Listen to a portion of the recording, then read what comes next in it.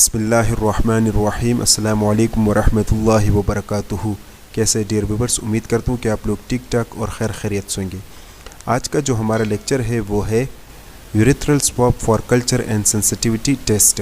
आप दोस्तों का अगर याद होगा तो हमने कल्चर टेस्ट से काफ़ी लेक्चर एक्सप्लेन किया है, ठीक है। अगर आपने मेरे कल्चर टेस्ट से रिलेटेड लेक्चर देखने तो मेरे यूट्यूब चैनल पर एक प्लेलिस्ट होगा कल्चर टेस्ट, तो उसमें आपको तमाम तरह कल्चर टेस्ट के लिए वीडियो लेक्चर मिल जाएंगे, ठीक है। तो आज हम यूरेथ्रल स्वैब फॉर CS पढ़ेंगे और ये भी कल्चर से रिलेटेड एक टेस्ट है। मेरा नाम है मोहम्मद कामिल खान और आप देख रहे हैं मेरा यूट्यूब चैनल कामी माइक्रोबायोलॉजिस्ट। तो चलिए जी वीडियो को स्टार्ट करते हैं। इस वीडियो के जो मेन कंटेंट है, सबसे पहले हम ये देखेंगे इंट्रोडक्शन, फिर हम डायग्नोस्टिक पर्पस पढ़ेंगे, फिर हम ये पढ़ेंगे कि कौन सा मीडिया यूरेथ्रल स्वैब के लिए यूज़ किया जाता है, फिर रिक्वायरमेंट प्रोसीजर, फिर हम बैक्टीरिया के बारे में पढ़ेंगे जो यूरेथ्रा से हमारे पास आइसोलेट होता है, एंटीबायोटिक के बारे में पढ़ेंगे, कॉमन बायोकेमिकल टेस्ट के बारे में पढ़ेंगे, प्रिकॉशन लिमिटेशन। सबसे पहले हम इंट्रोडक्शन के बारे में पढ़ते हैं। यूरेथ्रा क्या है डियर व्यूअर्स? यूरेथ्रा जो है ये आपके पास एक ट्यूब होता है जो कि ब्लैडर से निकलता है, यानी ब्लैडर के साथ ये कनेक्ट होता है और फिर ये बॉडी के आउटसाइड होता है, ठीक है ना। और ये असल में यूरिन को ट्रांसपोर्ट करता है और यूरिन को बॉडी से निकालता है। अगर हम बात करें मेल में और फीमेल में तो ये दोनों में पाए जाते हैं यूरेथ्रा, ठीक है ना। और ये दरअसल मेल और फीमेल में दोनों में यूरिनरी सिस्टम के लिए यूज़ होता है, ठीक है। इसका स्ट्रक्चर थोड़ा बहुत एक दूसरे से डिफरेंट होता है बिटवीन जेंडर टू जेंडर। अच्छा जी, अच्छा नेक्स्ट हमारे पास जो मेल में होता है ना, तो वो तकरीबन आपके पास 18 से 20 सेंटीमीटर थोड़ा सा लंबा होता है। और मेल में इसके दो फंक्शन होते हैं, एक तो ये यूरिन को कैरी करता है, दूसरी बात ये कि ये जो है सीमन को भी कैरी करता है एजाकुलेशन के दौरान। फीमेल में इसका सिर्फ फंक्शन है यूरिन को कैरी करना और इसका जो लेंथ होता है वो है 4 सेंटीमीटर। अब हम जिक्र करते हैं कि यूरेथ्रल स्वैब क्या है। तो यूरेथ्रल स्वैब फॉर CS आपके पास एक ऐसा टेस्ट होता है जिसके ज़रिए हम यूरेथ्रल एरिया से सैंपल कलेक्ट करते हैं और उसको माइक्रोबायोलॉजी लैब में ले जाते हैं और उसमें हम बैक्टीरिया को आइडेंटिफाई करते हैं। साथ में हम एप्रोप्रिएट एंटीबायोटिक्स का भी पता लगाते हैं ट्रीटमेंट के लिए, ठीक है। अच्छा डियर व्यूअर्स, ये आप देख सकते हैं ये मेल का है, ये फीमेल का है, ठीक है। और ये जो आप देख रहे हैं यूरिनरी ब्लैडर के साथ ये जो आप छोटा सा पाइप आपको दिखाई दे रहा है ये यूरेथ्रा है, ठीक है। ये मेल के रिप्रोडक्टिव ऑर्गन के साथ मीटस बॉडी होता है जिसको हम होल कहते हैं, वहाँ से फिर यूरिन निकलता है। ये फीमेल का है, ठीक है। तो यूरेटर इसका थोड़ा सा छोटा होता है एज़ कम्पेयर टू मेल। अच्छा जी, अब हम जिक्र करते हैं डायग्नोस्टिक पर्पस। तो ये टेस्ट हम क्यों करते हैं? इस टेस्ट का मकसद ये होता है ताकि इन्फेक्शन का पता लगाया जाए और सेक्सुअली ट्रांसमिटेड डिजीज़ का पता लगाया जाए। ये टेस्ट इसलिए भी किया जाता है ताकि एंटीबायोटिक का पता लगाया जाए। ये टेस्ट इसलिए भी किया जाता है ताकि ट्रीटमेंट रिस्पॉन्स देखा जाए कि ट्रीटमेंट सही है या नहीं। ये टेस्ट इसलिए भी किया जाता है ताकि मौजूदा और ख़तरनाक यूरेथ्राइटिस डिजीज़ का पता चल जाए, ठीक है।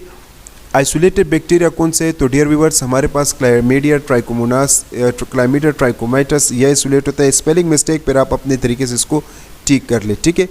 जो क्लाइमीडिया ट्राइकोमाइटस जो है ये 40 से 60% आइसोलेट होता है। ये आपके पास ग्राम नेगेटिव बैक्टीरिया कोकाई है।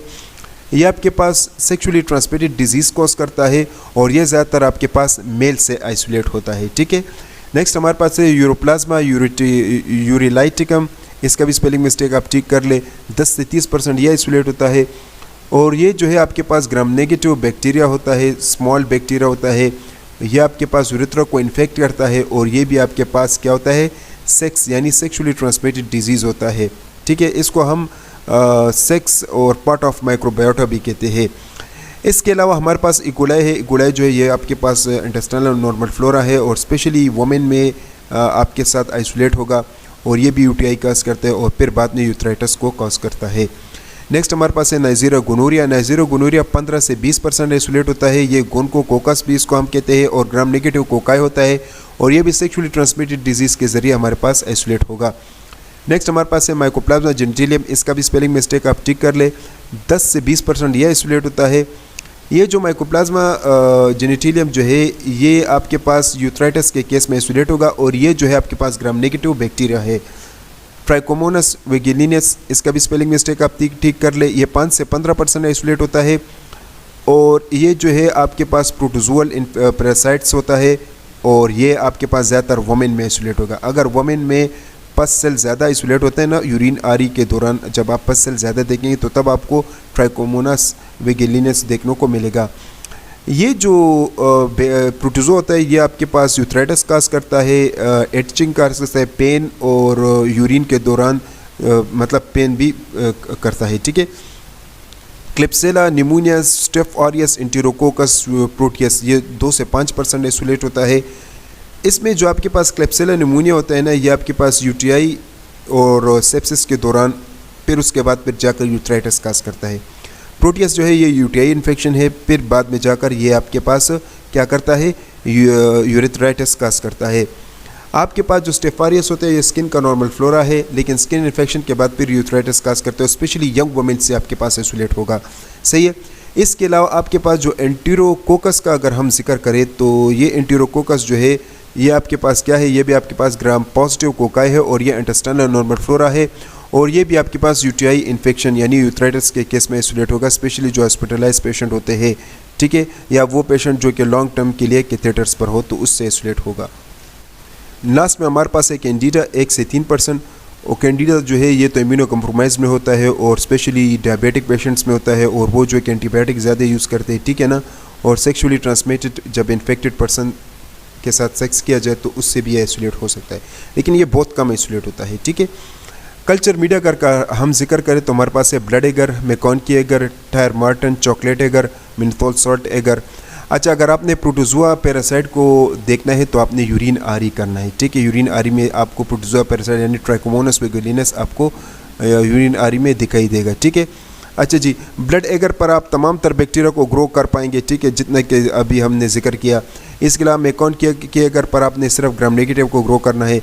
टायर मार्टन आप ग्राम ये नाइजीरिया गोनोरिया के लिए इस्तेमाल कर सकते हैं। चॉकलेट एगर पर आप तमाम तर फास्टिडियस ऑर्गेनिज्म को ग्रो कर सकते हैं। मिनिथोल सॉल्ट एगर पर स्टेफ ऑरियस स्पेशली ग्रो होता है, ठीक है। अच्छा, नेक्स्ट हमारे पास है बायोकेमिकल टेस्ट। तो जो बायोकेमिकल टेस्ट हम करते हैं तो वो है ग्राम स्टेनिंग। ग्राम स्टेनिंग हम तमाम तर बैक्टीरिया के लिए करेंगे, तमाम तर ऑर्गेनिज्म के लिए करेंगे।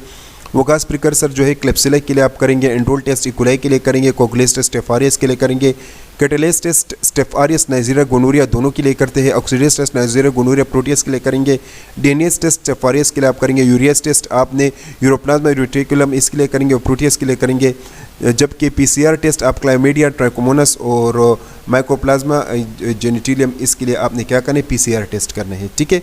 अच्छा जी, रिक्वायरमेंट्स क्या है आपको चाहिए ये आप देख सकते हैं। Ethanol 70%, wire loop, pressure protective equipment, burner, culture media और स्वाब।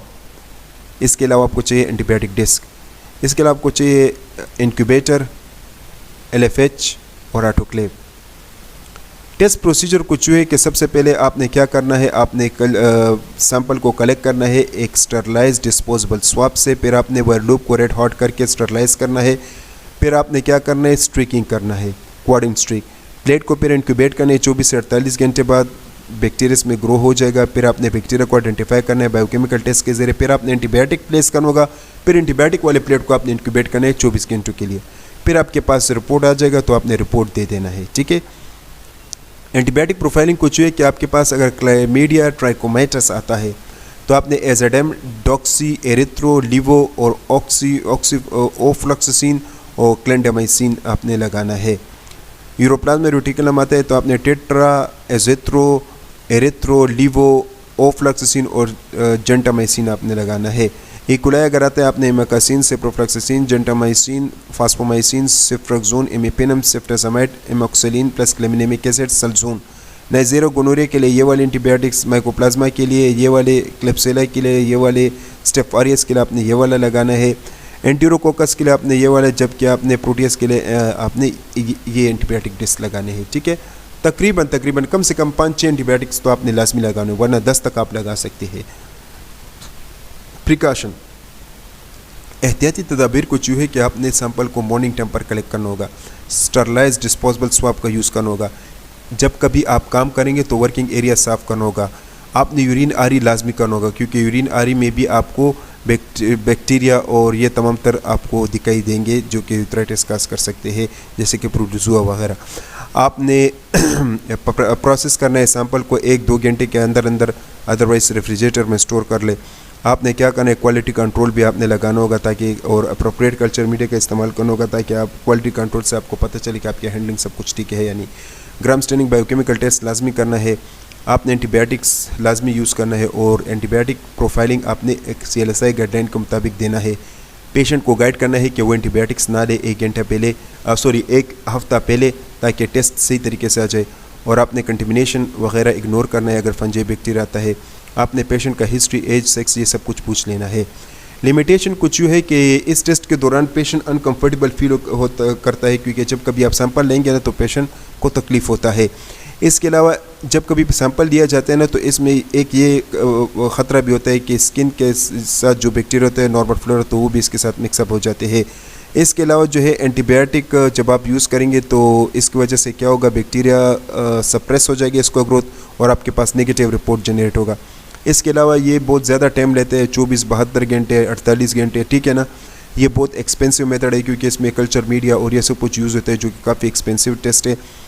इसके अलावा जो है ना इसमें बहुत से टेक्निक्स को इग्नोर किया जाता है, जैसे कि क्लाइमीडिया ट्राइकोमाइटिस के लिए हम यूज़ करते हैं PCR, ठीक है ना। तो इस टेक्निक को ज़्यादातर नहीं करती है, तो ये तो आपके पास 40 से 60% आइसोलेट होता है, तो इसकी वजह से भी गलत रिपोर्ट जनरेट होता है। इसके अलावा जो है ना इसमें पैथोजेनिक और नॉन पैथोजेनिक बैक्टीरिया को आइडेंटिफाई करना एक चैलेंज होता है। इसके अलावा इसमें जो है स्टैंडर्ड टेक्निक जैसे कि अभी हमने जिक्र किया वो मतलब लोग इग्नोर करते हैं। तो dear viewer, this is all about the urethral swab for CS। बहुत बहुत शुक्रिया वीडियो देखने का। वीडियो पसंद है तो इसको लाइक कीजिएगा, शेयर कीजिएगा और चैनल को सब्सक्राइब कीजिएगा। तब तक के लिए इतना ही, अपना ख्याल रखिएगा। अल्लाह हाफिज़।